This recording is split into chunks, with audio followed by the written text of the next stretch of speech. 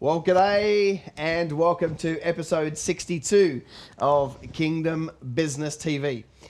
We are back with the papers after such a great response from you guys last week, where we decided to take some of the global news and give our thoughts on it. We are going to do that again. And we've got some stuff to talk about both locally here in Australia and globally. So that's going to be a whole bunch of fun.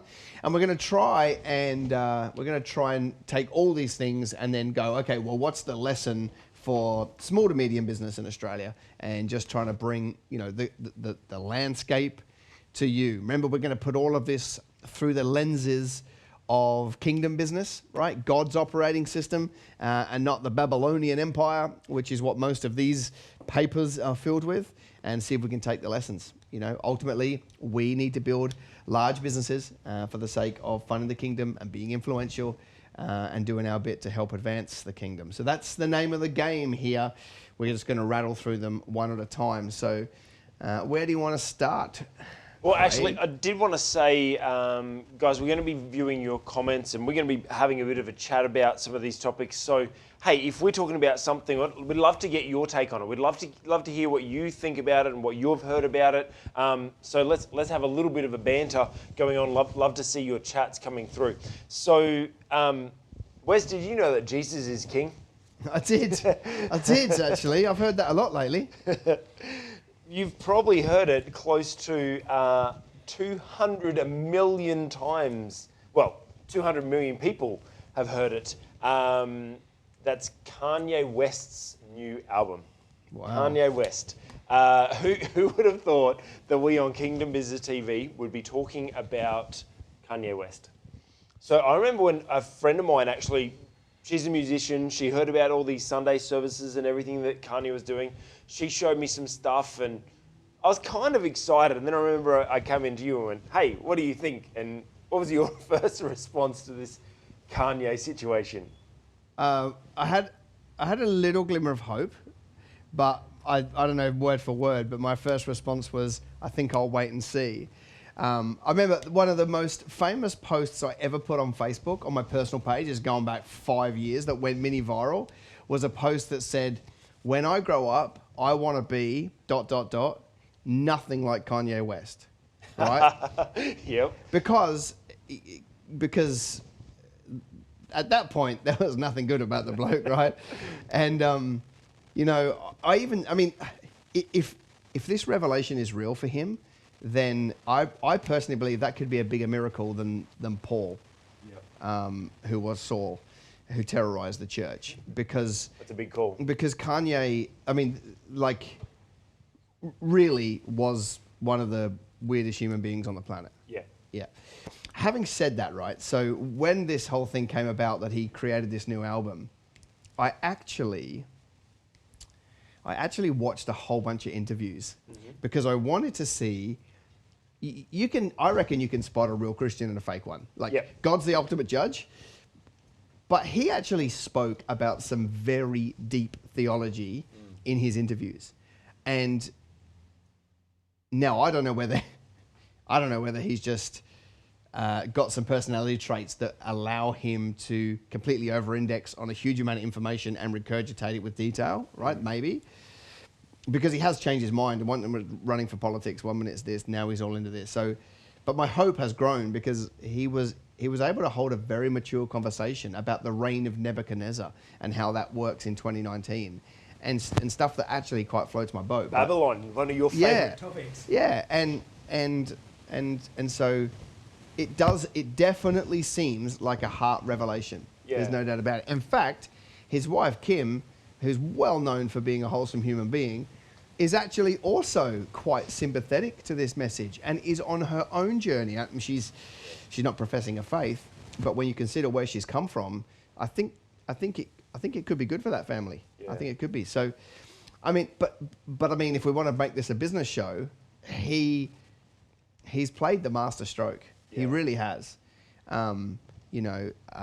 He was able to turn his awareness of, millions and millions and millions and millions of fans to his new album And, you know, just that alone is a stroke of genius. In fact, you know, here's the lesson. Here's one of the lessons in this for everybody.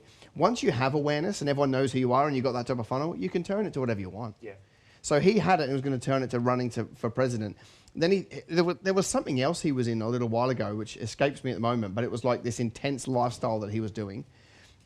Now he's turned to, you know, Jesus is King as an album and sold however 200 million downloads or copies. Once you have the attention, you could be running an accounting business, get 10,000 people to know about you, change your mind tomorrow, or maybe you keep the accounting business and you go into farming, and then you can tell your 10,000 people about that, and then you change your mind and you go and you go and you go.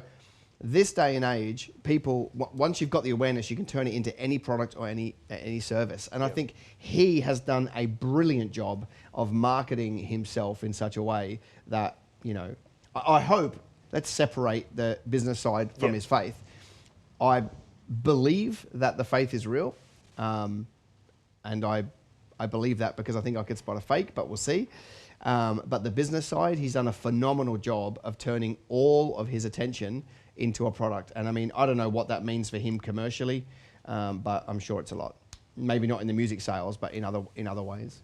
Yeah, there's lots of things. Like when it first came out, I was on the side of the fence of, well, as long as the name of Jesus is preached, then that's, you know, as long as the gospel's preached, then that's good. But then you mentioned, yeah, but if he's got this much influence, he can pull people this way, but then he could also pull a lot of people back out if the next backflip or something happens. Yeah, like don't sit in the seat of mockers, and he, you know, if it still could come out that he's a mocker. Yeah, and he's just done this to fix his massive financial miscarriages in his life. You know, financially he's a disaster. He lost 35 million the year before this album. So, you know, those I'm just like, oh, I don't know. But he, you know, whenever he does an interview, the name of his his album is across the top of his jumper here. No, nobody puts their branding here. It's always like on the chest or something. He's written his here. Why? Because when in a camera shot, you can see it all. Have you noticed? Because he's got that royal blue and gold. That's all he's worn since he's been on the trail. So from a branding perspective, he's a bit of a genius. Yeah, I mean, it's converting that attention. What attention do you have, and how else can I capture that? You know, pulling off the business pure side, and let's jump on to the kingdom business side.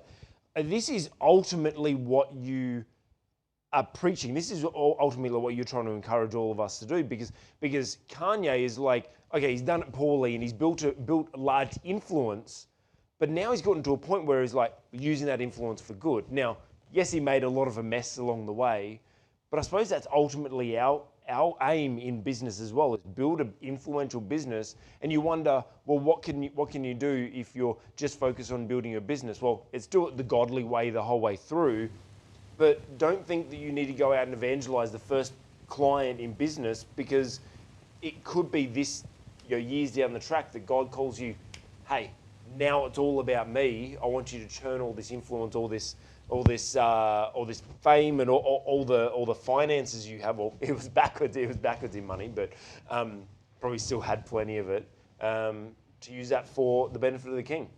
Yeah, and I mean, he's doing a lot of social justice projects at the same time. Yep. He's got a big farm. They employ some underprivileged people. They use the profits for good. You know, they're really plugging some holes in the world outside of his music. You know, and when Sony were running, you know, 200-meter, you know, flags on the side of their buildings to say Jesus is King. I mean, in terms of influence, it's amazing. It'd be interesting to actually do a search. How many times was, how many people searched for Jesus as a concept, non-believers, because of his album? Yeah. And I know there are churches and organizations that when this came out started running AdWords against the keyword Jesus is King, and then driving people to a webpage to talk about Christ. So, you know, that's just very clever. That's very really clever. good. Yeah. Awesome. So, hey, look, actually a little bit of a side note on this. I know there's a lot of people that are bashing Kanye, and we don't know whether you know, only time will tell. But, well, they bashed me when I became a Christian too. Yeah. Because like the people around me were like, as if this is a fad. They said exactly the same about me. And they probably said the same about you. And they probably said the same about you. When you give your life to Christ, everyone's a doubter. So time will tell. Yeah. And also, like, I mean, just just realised he's an artist and he's just expressing his spiritual journey at the moment. You know, it's not. There's a lot of the songs on the album that are a little bit like, what's going on here? But I mean, just imagine when you first were became a Christian. You were trying to figure it out along the way as well. So that's Kanye. Kanye. Yay, Kanye. Kanye Thank in the you. can. Jesus is king. And yeah, at least, you know what? The week after that was announced, so many conversations I had with people that knew that I was a Christian that weren't Christian just brought up like, hey, what do you think about this Kanye thing? And it just opened up the door for so many conversations. So maybe drop it into the next conversation you have. Yeah. Next one, JB Hi-Fi. The old JB. JB Hi-Fi, big box store. Yeah, we spoke the other day about all big stores, and I've got this, you know, you got this feeling that all these big stores are going bigger and bigger, and it's going to turn to big box stores. But JB Hi-Fi are releasing what they call JB Express stores, Yep. which are little micro stores, which obviously don't do the big fridges and TVs and everything like that, but they're more your quick, your impulse buy style things, headphones and phones and those sorts of things, power cords. What's your thoughts on this strategy? Brilliant. Yeah. Actually. Because if you look at retail across the board, right? Bardo just closed, or they're going Yes. into administration, Yep. right? So that's, you know, another women's clothing business. And there's a lot of those that have gone under. If you look at what's happening, Uniqlo, H&M, the big guys are landing. Now, Premier Investments, which is the company that owns Smiggle, Just Jeans, JJ's, and a few others, they said in their annual general meeting last week that these, like Westfield and those guys, are massively penalising Aussie companies for rent. Oh, really? And they're courting the big guys. Okay. And you know, and they would give H&M, they'd give H&M $2 million up front to fit out their shop. Like, they give them huge money because they end up paying so much in rent over a 20-year period. And pull a crowd. And so they're really penalising a lot of Aussie companies, and they're coming out saying that, you know, we need an inquiry into this because it's not fair. Part of me just thinks it's business, but it's putting a lot of these smaller players out of business because they can't afford these rents and they're not getting the foot traffic. So online sales is another conversation we could talk about in a minute. So if they're too big to fail, which we've proven doesn't work actually, but that's what these guys have got. I think the only reason why Uniqlo and H&M and those guys are getting away with it is because it's still quite a new phenomenon to be able to go to such a big shop, Zara and those guys. But they don't have everything. You know, like if you want to buy upmarket clothes, you don't go to Uniqlo. Yeah. You know, like the qualities, you get what you pay for, right? So, and I also think that as the next generation come through, they're going to be super worried about shopping at Uniqlo, because if you buy a T-shirt for $7, how did anybody get paid well to make it? Yeah. Right? So they're going to be fully, you know, looking at the supply chain issues and quizzing whether they're a legitimate company. Yeah. So coming back to JB though, if you look at what they've done, all they've done is multiplied their footprint and made it easy for people to say yes. Okay. Because they're in these little locations. So I can walk out of a train station, turn the corner, and there's a little 76 square meter shop is the one that they tested. Yeah. And buy a watch, a smartwatch, or a mobile phone device, or a, you know, USB stick, or those kind of consumables. The reason why I love the concept is not only footprint, because if they roll them out everywhere, then they will be in front of more people more often. That can only be a good thing when you're a retail outlet. What I really love about it is how nimble and quick they'll be able to be. Yeah. Okay, so picture this, right? Say there's one in Tassie, in Hobart, and there's one in Sydney. Well, they'll just do a data mining play where they'll pulling all the data, and maybe they find out that Tassie buy more watches and Sydney buy more, you know, memory, hard drive, USB stuff. Well, because they'll have the data, they'll be able to, you know, I guess micro niche to the area and put more of these here and more of these here. You don't get that when you're doing a big box because you have to put all of it in every location. Yeah. So they'll be able to be really agile and really nimble and pivot on the spot and go, they're not moving, get them over here where they are moving, put some more stuff that's moving and read real-time data. So that's a really smart play on their part. And then ultimately it'll be like a spoken wheel, like, because you'll go into the one in Hobart, the little one, and have you got this product? No, but we can get it from the big Hobart store. Or Sydney, if they've got 5 little ones in Sydney, they'll be able to say, we can get that for you tomorrow. So they'll actually end up selling a lot more from the mothership through the little shop to get to the consumer. Yep. Yeah. And so all of that means to me it's a good play. If you look at it, everybody else is trying to do big, and big does work because your supply chain is cheaper. But nothing can beat being in front of the consumer. Well, you're seeing this with like the Woolworths Metros and all these Coles Expresses and which I mean, because I don't know, I've never been part of Coles or Woolies, but my guess would be that 80% of their transactions come from 20% of their products, not dollars, but those real consumable items that they sell 5 times as many of. Why wouldn't you put them in a little store? Yeah. And then just turn over your products much faster. So I think it's a very clever play. As a consumer, I feel like it's better for me. Yeah. Because I wonder how many people walk into a JB Hi-Fi Express and get chatting with the manager about, I also think I might want to buy a MacBook Pro, which they won't stock in there. Yeah. And they go, oh, we can have one here tomorrow. Yeah. Bang, Because done. the access. Yeah. Yeah. Because they're not just that store. Whereas if they weren't in front of me, I probably would have walked down the road, gone to Harvey Norman and bought it there, right? Yeah. So I think it helps them do the hand-to-hand combat for every transaction and every sale and every consumer. And also, what's the collective branding that takes place when you've got 4 times as many locations or 4 times as many brands around? I mean, you'd get an upkick in your company just by the fact that you are seen more often. Yeah. And one of the places that they're targeting is airports.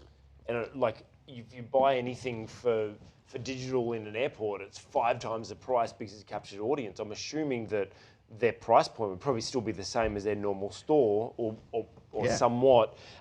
Because there's a company called Tech to Go in a lot of airports, and they've just come up with, I'll just come up with a price and times it by 5.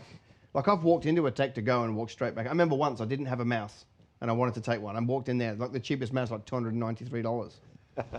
So I just go without, So yeah, I think the collective branding will give them a really big upkick. Yeah. Yeah.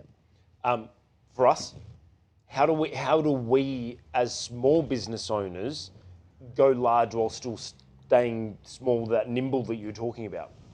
Well, if you take the concept of, why do you have a retail store? You have a retail store for foot traffic. Your rent in retail is effectively your marketing budget because your signage is in front of people. How does a small business do that? You know what? It's the same thing as Kanye West. It's just a different application. It's about building that top of funnel awareness. If they don't know from you, they're not buying you. So how does the little hairdressing salon in Ulladulla benefit from this conversation? Think about having your brand everywhere somebody turns. Have a hairdresser on every corner? Or at least have your brand on every corner. Yeah. So they're seeing you, on Facebook, they're seeing you in the corner, they're seeing you at the bus shelter, they're seeing you, at the local community hall, they're seeing your brand and at the shops. Wherever they go, your brand is the dominant brand that they see. It's the same thing.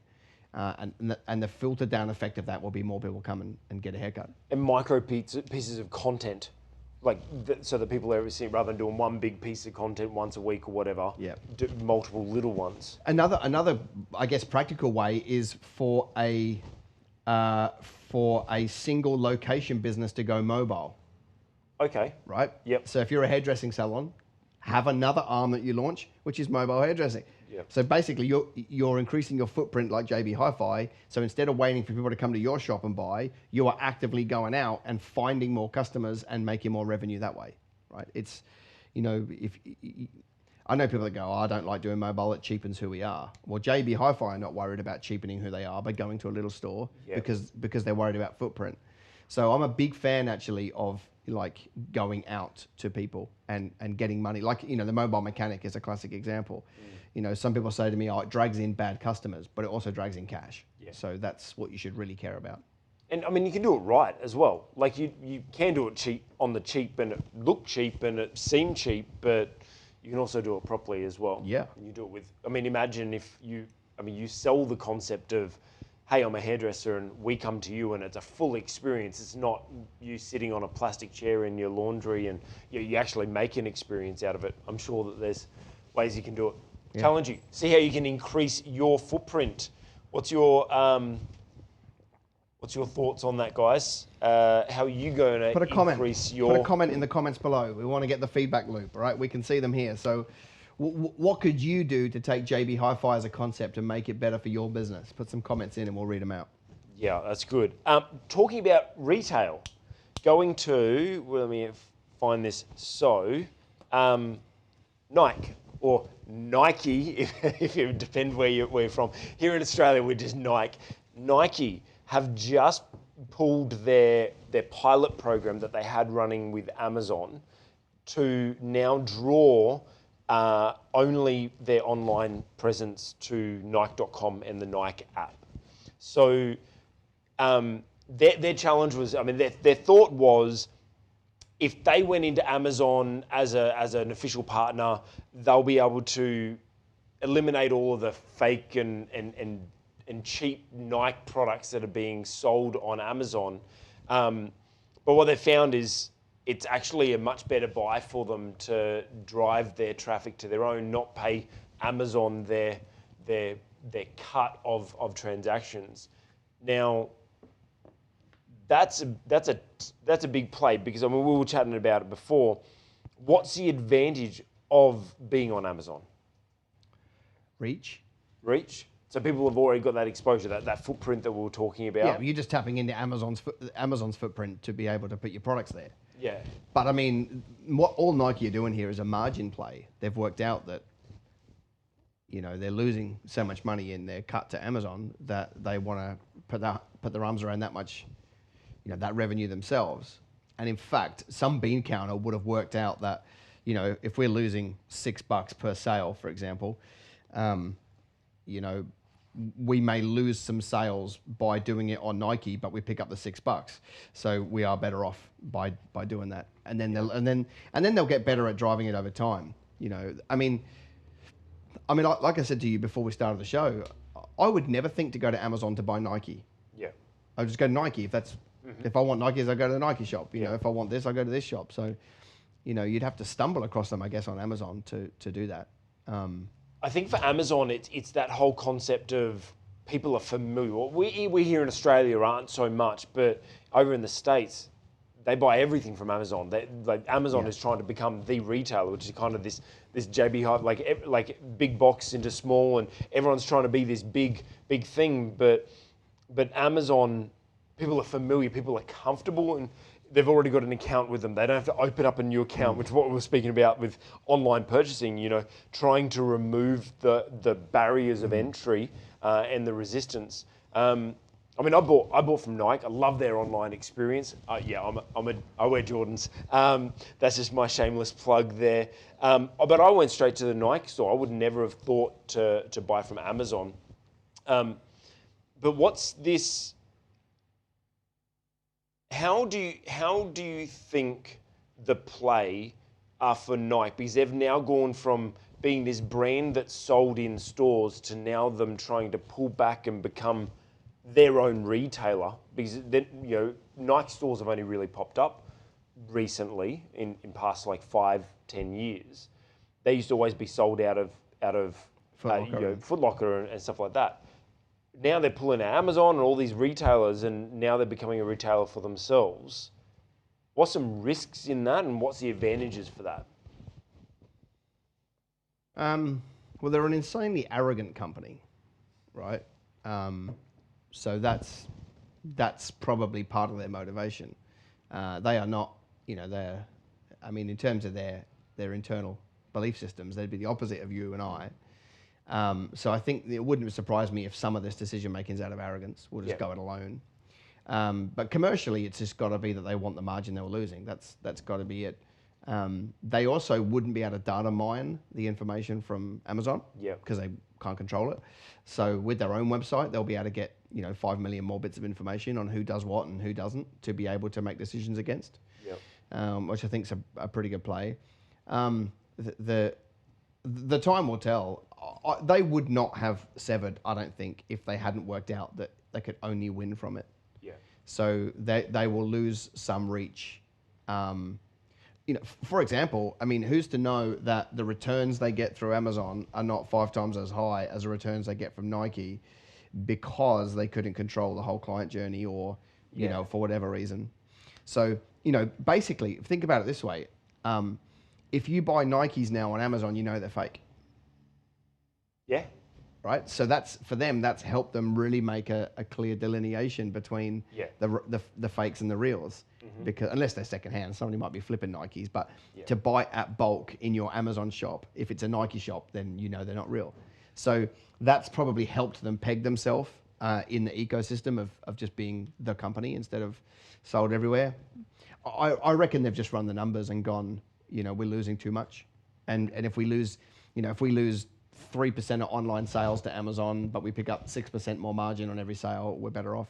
So, and who knows, they may actually have an online strategy that's about to launch, which drives everything back to their site to make up what they lose over here anyway. So, I think online shopping is only ever going to increase. I said, I think I've said on here before, when I put the office together in April this year, I basically bought everything online and it was all delivered. And prior to that, I'd never really bought anything online because early on, the few experiences were terrible when you can't send things back and that sort of thing. So, it's getting better and it's getting easier. And so they're at massive risk. Owning your customers. You've mentioned this before when you speak about Facebook. I see that's like you're talking about that they can control the client journey and actually whoever's then an account member on there, they then own them. It's kind of like that same risk of, like you mentioning earlier on about Facebook, not here, but like previously it was mentioned about Facebook, part of the aim is, we've got to utilize those platforms to get the exposure, but turning that back into like drawing them out so that we can capture their data, so that we can actually control them, because Facebook, we're at the whim of Facebook or whatever other platform. Yeah. Yeah, I mean, Nike they'll be able to own a lot more of the journey if they do it themselves. They'll have a lot more people's details and so forth. So, I mean, it'll be an interesting one to watch. Maybe we'll circle back and go, was it a disaster or was it a good idea? Yeah. We'll probably need 6 months to work that out, though. So how are you working to control the client journey for you? Actually, another thing that with them is Nike are big on this online stuff. They've just employed the former CEO from eBay. So they're going really hard at this e-com side of it because they want to do it right. So what are you doing to... they've just appointed, yes, Augustine, that's right, good, 100%. So they are making a shift to employ John Donahue, who was the former CEO of eBay. Well done. Okay, next. Tiffany & Co. So Wes, how much money have you spent at Tiffany? No, I don't. I'm too busy growing a business, spending it on marketing. And I got really lucky. I married a woman who's just not fancy. So she's just as happy sifting through stalls at a market than going to Tiffany & Co. So no, I can honestly say I've never made a Tiffany & Co. purchase. In fact, I think I've only been in a store once in my life. Yeah, I've never been. Yeah. Walked past and went, no, too hard. I ain't lining up to go. Yeah, like shop. That's the whole. Like talk about add friction. Anyway, so Tiffany & Co. have just been purchased by LVHM. Yep. Which own half of the world now. Louis Vuitton Holdings. They bought RM Williams that could be going back 3 years now. And what's really interesting about RM Williams is they're the Bush outfitter, right? But all the magazines, I've got nothing to do with the Bush anymore. All their marketing is corporate. Really? And I went into the shop yesterday because I saw through social media, I saw a new boot that had come out, which I thought was hideous on social media. So I was walking past the shop and I went into RM Williams yesterday and I said to the girl on the counter, I said, they are as bad in real life as they are on social media. And they are hideous, right? They look like a cross between a croc and a gumboot. They are a disaster. They are terrible. Anyway, but I grabbed. I mean, I wear RMs every second day, right? So I love them as boots. But I grabbed a pair, and they've just gone up another $50. And I said to the lady in the shop, I said, I've been buying RMs for maybe 12 years, maybe 10 years. And I said, I just think that they've probably passed me now as a customer. You know, like the standard boot is $600. And I just said, I think, Louis Vuitton are just trying to get their money back. And she said, oh no, they got their money back a long time ago. And I just thought, it's typical of an elite European, doesn't understand the local market, acquisition. It'll be an interesting one to watch, but I think they'll do the same with Tiffany. They'll bring their Louis Vuitton culture to a business that maybe doesn't want that or wasn't built on that culture, and that could be the demise of the business.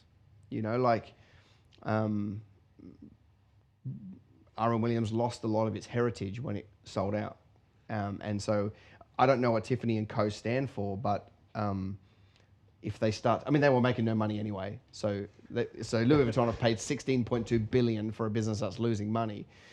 I guess here's a thought bubble though in terms of why you would do that, because Louis Vuitton, maybe do a quick Google of what else is in their suite, but it's Gucci and Prada and Bally and Coach and I don't know, those big brands. Maybe not all of them, but it's some of those. But you can do a lot of cross promotion when you own Dom Perignon. So Champagne. I'm pretty sure they own Bulgari and I know they bought Gucci. I know they bought a lot of the watch brands as well. Who does? So they one thing that I heard about them was Tiffany was really struggling because of their marketing. They really struggled to come into the new age with digital marketing, and obviously LVMH was with all their brands. They've got a really on point digital marketing department, and they reckon that's going to be part of their key to re-energizing Tiffany and Co. And it just goes to emphasize for me that. That Tiffany and Co, a major brand like that, still important for them to get their digital right. So it's interesting that they've sold for such a high amount for something that wasn't making money, but they're bringing that in because they believe that they've got an asset which Tiffany and Co doesn't, and then they're going to add their skill set to it and bring it around. I do see that issue of, like you saying, that, is it just going to become a Louis Vuitton culture, and is that a good thing? Is it a bad thing? It's a bad thing, I think, because Louis Vuitton already exists. Yeah. So you've got, if you soak up a whole bunch of retailers and you make them nearly the same, then why didn't you just do that with your core brand? Because, for example, just looking through here, Bulgari is one, Christian Dior, different drinks like Dom Perignon, Cloudy Bay. Who else would we know? Fendi, Givenchy, and Hublot, the watches. So you got a lot of what they call soft luxury in there, and Marc Jacobs. Tiffany and Co were the ones that they were saying that this is really their hard luxury that they've gotten. They've gotten the watches, but now getting the jewelry side of it. Is that not a good play that they're now adding to the repertoire, or do you think it's a better play for Louis Vuitton to try to? No, I think their play is smart because, as I look through these, brands like Sephora, which is now a massive global makeup business. Yeah. They're down here on the Gold Coast. Tag Heuer, which is amazing. What they will be able to do between the soft and hard is cross-sell. Because if you shop at Christian Dior, you'll probably happily shop at Louis Vuitton, and if you shop at Christian Dior, you'll probably happily shop at Tiffany and Co. So by buying the business and buying the database, they will be able to sell more of their internal products to a bigger audience. That's got to be the number one reason that you would do it. You can't extract $16.2 billion out of a business if you are not going to sell your other businesses to Tiffany & Co. and Tiffany & Co. to your other businesses, you won't extract any money out of the deal. You can't. They didn't buy that based on Tiffany & Co.'s profits because there aren't any.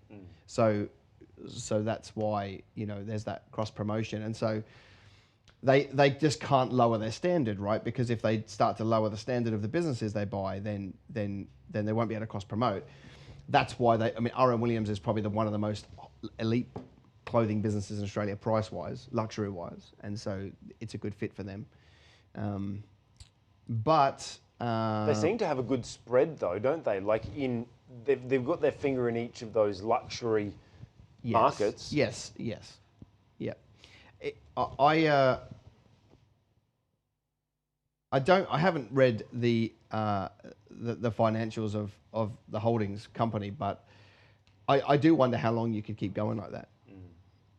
At some point you own so much of it that you can't actually make any money out of it. I guess time will tell, but what can somebody learn from that? Well, I'm a big fan of acquisitions. As you know, we help a lot of our clients go and buy their competitors. Yeah. And we buy them for many reasons, not just the profit. Sometimes it's just the turnover. Sometimes it's the taking them out of the market. Yeah. Sometimes it's just to build more size for the sake of being able to buy more from a supplier at a better price. Sometimes it's just picking up economies of scale. So doing an acquisition is a smart move. Their exact reasons for buying a loss-making business at $16 billion, I can't quite work out. Now, we all might not have $16.2 billion to acquire another business, but I see this as for those who aren't ready to acquire, the power of JVs. Strategic partnerships with, there's this brand that happens to sell sell to my ideal market, but we don't sell the same product. It's quite obvious of the power of being able to join forces with them to share. Definitely. Now, next, talking about expensive purchases, where are we going? Afterpay. Have you ever afterpaid? Actually, we were looking at something the other day. It was $9 online or something, I think it was, and it had like an. You can afterpay it for $2 a transaction. Officeworks, wasn't it? I think it might have something like that. Yeah. I don't know. I mean, okay. So in the paper today, the headline reads: Afterpay fights back over the RBA's surcharge claim. And it says, buy now, pay later leader Afterpay says retailers use the services as a lead generation tool rather than a payment option. So here's what's happening, right? The cost of Afterpay is much higher than the cost of Visa, debit card, MasterCard, right? So Afterpay charge a 3 to 6% surcharge of the retail price of the product. And the big argument, of course, is that retailers are saying, we can't pass that surcharge on because it's too much margin. And so they're having to wear it, which is eroding their margins. And so, like Visa card and MasterCard and those guys are in the conversation saying that should be illegal because for whatever reason, they're gouging. And I mean, I look at it and I think, why the heck is the RBA getting involved in the marketplace like this anyway? This is something that the marketplace will decide how this plays out. Well, Afterpay is not a credit provider. That's the RBA shouldn't be involved because... I agree. I agree. Like if you go back to 2000, GST came in, everything went up 10%. Yeah. Like literally, like the market decided, like it was just like something was $100, it's 110 tomorrow, right? Because and they promised that would never happen. But of course it was going to happen because no retailer or anybody could afford to lose 10% of a retail price, which is probably 50% of your profit, right? Yep. So this will play itself out. What they'll never be able to get past is the fact that the market love Afterpay. Yeah. Because, how do I know? Because so many people use it. That's so. And if you think about it, it's a very genius play because it's like 4 payments over 8 weeks is like the standard thing. So whereas young kids put stuff on credit card and then never paid it back for 15 years and ended up paying 7 times the price for the item, They can't get caught like that with Afterpay Yeah. because you are actually agreeing to 4 payments over 8 weeks. And so it's a cleaner transaction for the customer. And so I think it's a phenomenal product. When our clients have included Afterpay, I've seen sales lift 20, 30, 40% overnight. And then the reason why they're fighting back is you can't compare Afterpay with MasterCard or debit card because have a look at the Afterpay website. They're a lead generation tool. Yep. So, I had a look at the Afterpay site before, and every retailer is on there. And then they are driving leads, inquiries, to the websites of the stores. And some of them, so when you go on to Afterpay, some of them you can Afterpay and it says only in store. So you have to go in the store to sign up for Afterpay. Some of them, you buy it through the website. So you go to afterpay.com, you click on Lacoste, you find the t-shirt you want, you can Afterpay it and it gets delivered. What is it worth to a retailer to not have to spend any marketing money? See, it's actually their marketing budget and their merchant fee together, because Afterpay, and I can't remember the number, but they said something like we drove 23 million leads to our stores in the month of November, right? It's an insane amount of money, insane amount of inquiry. So Afterpay should get paid for being we pay Google AdWords to drive an inquiry to our website, and we pay them whatever it is. That's what Afterpay are doing a really good job of. Now, if you're like, whatever, some little boutique in the back of nowhere, then maybe you have less of that because you're harder to find on the website, maybe. And maybe that's an interesting thought. Maybe if they've got a filter, if you can say, if an Afterpay, you can go to some little town and see who does Afterpay, maybe that's a pretty cool idea. But I think that they are worth 3 to 6% of a transaction if they're bringing you the inquiry. Well, yeah, if you don't have to pay the marketing dollars. Yeah. Yep. Because that's your acquisition cost and your merchant fee. And remember, you get the money now. With these guys, the retailer gets paid. Yep. And the customer gets to take the product home. So it's like reverse lay-by. You get the product now, but you pay for it over time, and the retailer gets paid minus a fee. And if they're bringing way more value to the table than a merchant, then they should get paid way more than a merchant, is my opinion. I still think that it's completely overstepping for RBA to even be involved. Now, as one of the sales strategies that we do with our clients is a lot about risk reversal and how do you make sure that the sale is as easy as possible for the customer, offering payment terms and all, but this just seems like just another really good sales strategy to remove that barrier of friction. It removes heaps of friction. I don't know whether you ever did this. Kimberly and I did. When we first got married, we went and bought a couch at Hardly Normal, and we had to go over to a separate counter and get a GE card or something, and they physically gave us a mock-up GE card that we could walk back over to the other side of the shop, and there was a GE salesman that was just, and I remember, this is the worst experience in the world, What do you do now? At the counter. Do you want to Afterpay it? Yep. What's your account? Done. See ya. So it's very clever because you are taking an entire, painful part of the process out and letting people flush through. So from a business perspective, I think it's phenomenal.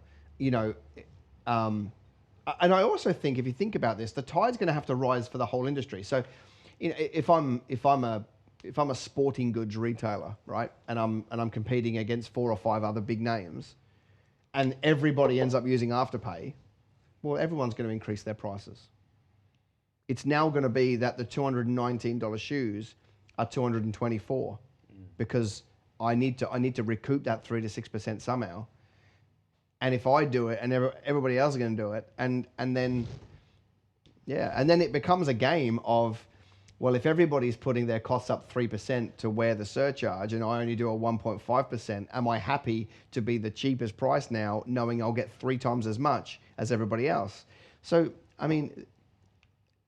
if people are unsure, so how do you do this if you're a small retailer in the middle of nowhere using Afterpay? Do a different deal, do a different pricing structure 3 weeks in a row. Completely rip out Like go to market 1 week as you open your store with like, we never pass on any fees, right? Next week, we're passing on our fees. Next week, we're doing half of it. And then see what happens. Listen to the feedback, choose the one that was best, and run that one for the next 5 years. If it's disruptive for 3 weeks, that's not the end of the world. That's data mining. It's just not technical. It's asking people, seeing their reactions. That's really good. Yeah. Strategize. So, what are you going to do to remove the barrier of entry for people to purchase from you? I don't know. Maybe you have a product that would be valuable to look at Afterpay. Now, do you have I do. another one? What do you got for us? Virgin could be forced to shut Tiger. So we're going to talk about the aviation landscape in Australia, which, by the way, is one of my full-on geek outs. I love aviation. Just prophesying that one day Business Greenhouse will have a ministry jet. Come on.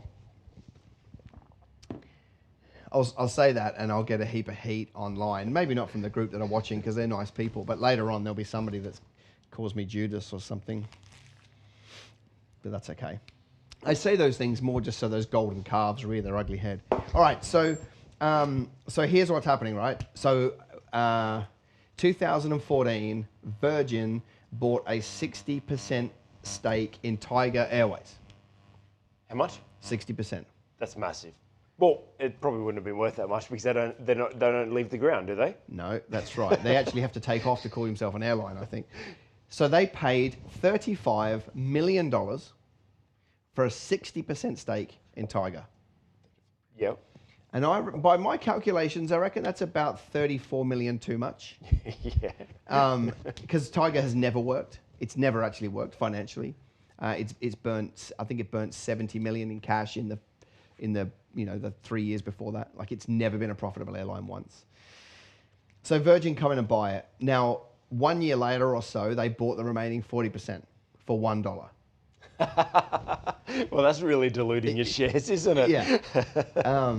But I guess if you buy your own, then you're probably happy to dilute them. Now, remember, Virgin has never been a profitable airline either. No, they go through, there might be a good year and then a bad 3 and a good year and a bad 3. So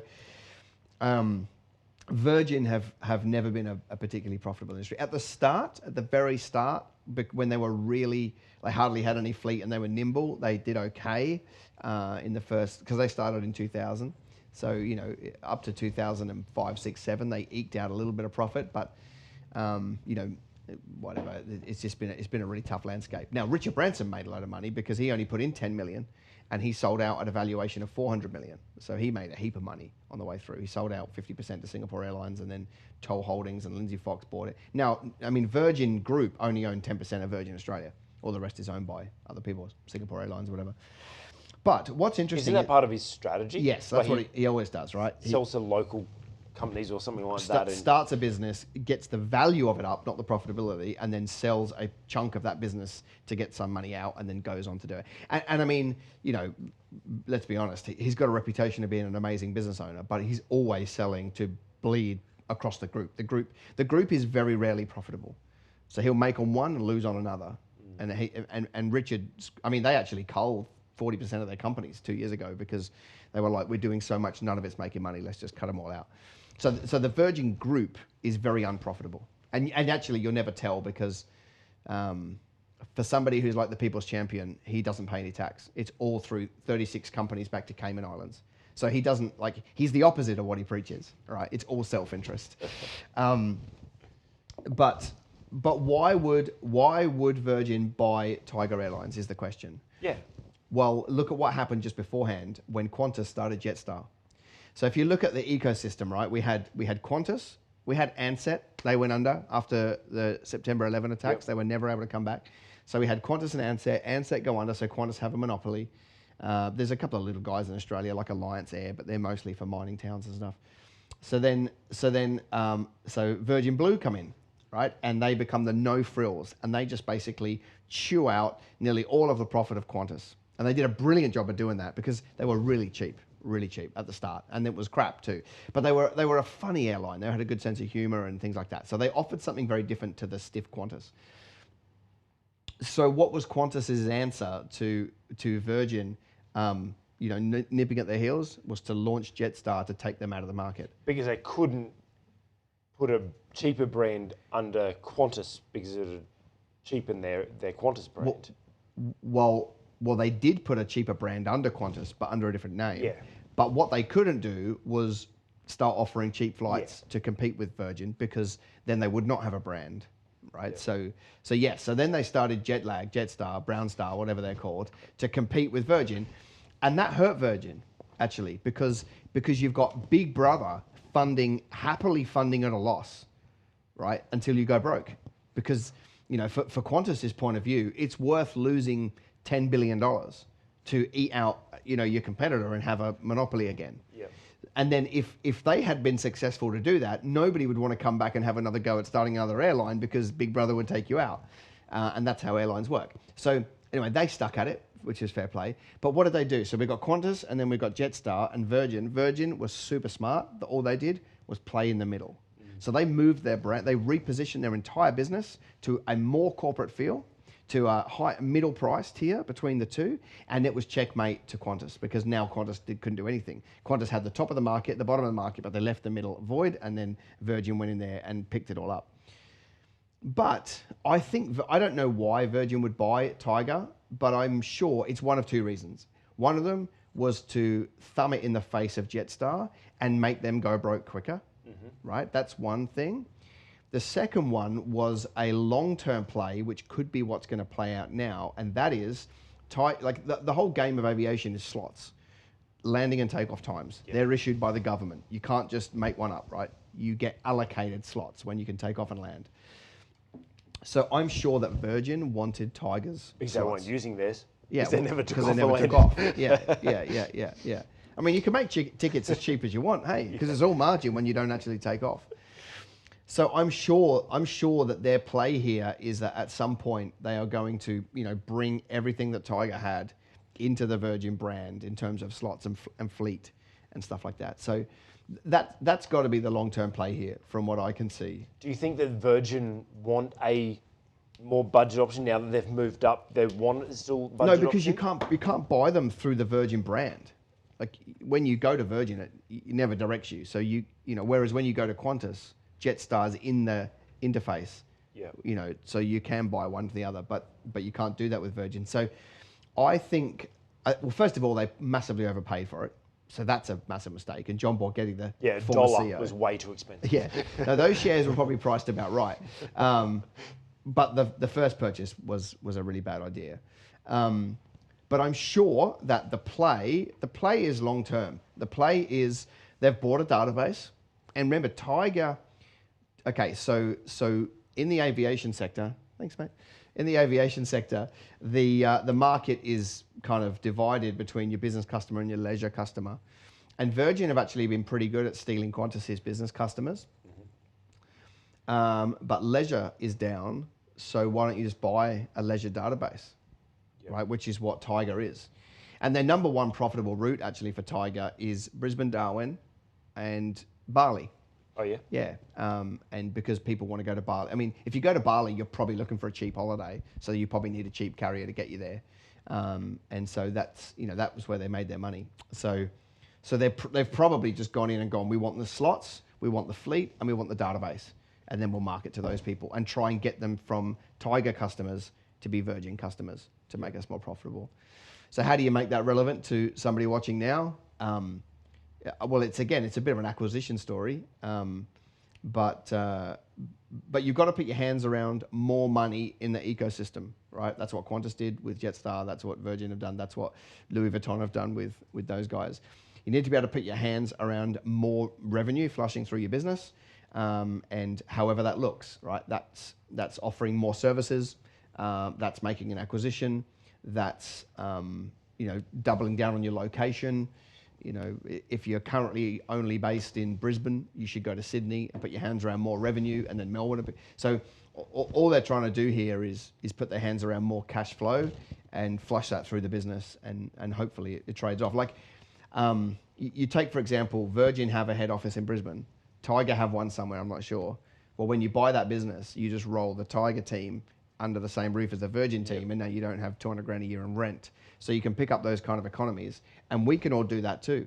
We can all do that too by going, well, you know, I'm going to run a Brisbane office from Sydney, but I'm not going to do a full office like I have in Sydney. I'm just going to do a serviced office and run all of the back end compliance and Not support. at WeWork. Yeah, out of my corporate store. So, I mean, there's a bit of ramble in that, but I guess, you know, ultimately the first lesson is don't overpay for a business. They completely overpaid for it.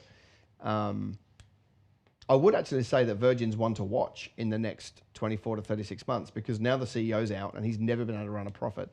The new CEO has got a very different avenue for the business moving forward, and it's probably the only one I've ever seen that might work to get them back on profitable. One last one, which is kind of not a business one, but I saw this in the paper the other day, and it kind of broke my heart a little bit. And I thought, you know, it'd be nice to share it so that we as a community of Christians can actually pray and believe for things. Obviously, we were well aware of the very strict and tough religious climate in China.